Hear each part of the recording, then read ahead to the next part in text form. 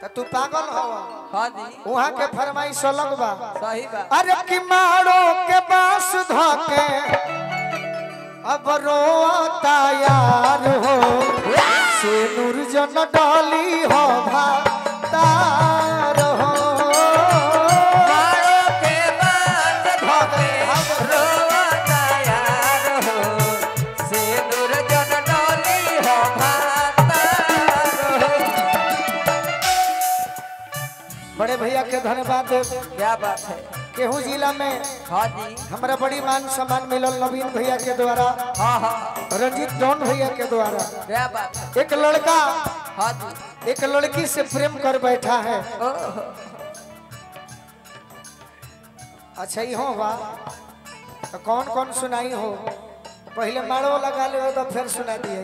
सही बात। एक लड़का एक लड़की से प्रेम कर बैठा है, हाँ जी लेकिन उसकी शादी, रानी जी सुनिएगा, आइए आइए।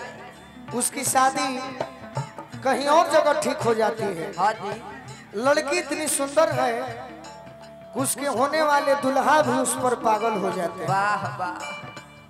शादी के समय में मारो के बाद हाँ लड़की नहीं खे चाहत कि हमारा पति के हाँ जी हाथ के सिंदूर हमारा मांग में पड़े, सही बात। लेकिन दुल्हे राजा तेरा पागल बड़े हाँ उ बात कहल का काहे होने खाड़ बाड़ू चौका पचल। काहे होने खाड़ बाड़ू चौका पचल। अरे बाबूजी के छोड़ा हाथ पियावा के धोल। बाबूजी के छोड़ा हाथ पियावा के धोल।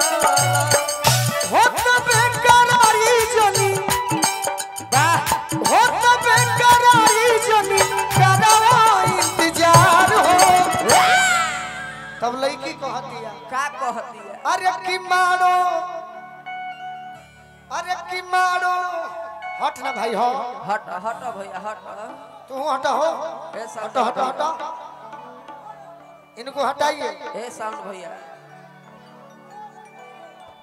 साउंड वाले रानी अरे कि मारो, लाइन ना मरी हो। तनी मॉनिटरवा में अरे कि मारो के पास धोके देखो देखो। अब रोता यार हो से नूर जन डाली हो भातार हो। मारो के पास धोके रोता यार हो से नूर जन डाली हो भातार हो। ये हमारे भाई के आदेश रहल है। हाँ जी जहर जिंदगी में घोरबू तबाह करबू। जहर जिंदगी में घोरबू तबाह करबू। हमर बोले मुहावा देखबू जे बियाह करबू। हमार मोने मुहावा देखबू जे बियाह करबू। आर मारो के पास धोके रोता यार हो से नूर जन डाली हो भातार हो। मारो के बात धोके रोता यार हो से नूर जन डाली हो भातार हो। हमरो तो मन जान तोहरे में बसेला। तोहरे में बसेला हो तोहरे में बसेला। अरे तोहरो यार साचो नागिन बन के डसेला। नागिन बन के डसेला हो नागिन बन के डसेला। प्रीत में पागल बानी रतिया भर जागल बानी। प्रीत में पागल बानी रतिया भर जागल बानी। गलत जगह ना बैठे के उनका बिना हम घरवा से भागल बानी।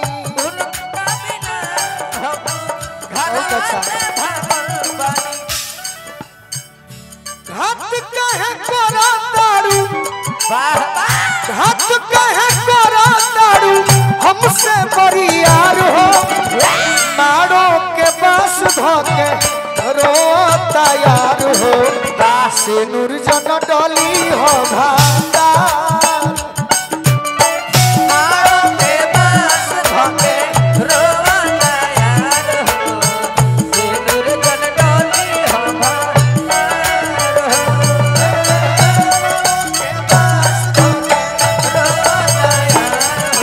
से दुर्जन डाली हो